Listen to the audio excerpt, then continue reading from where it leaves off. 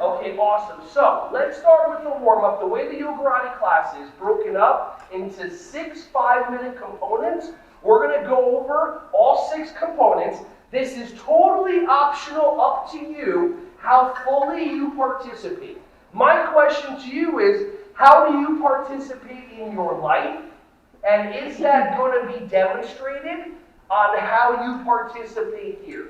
Do you sit back and wait for other people to make you happy? Or do you take action and allow yourself to be happy? Do you focus on other people and what they think about you? Or do you not care? For just a quick question, who here does not like to be judged? Raise your hand.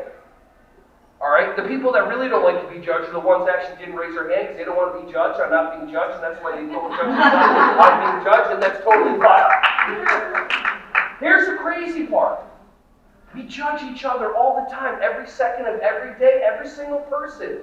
The second we see somebody, we judge them.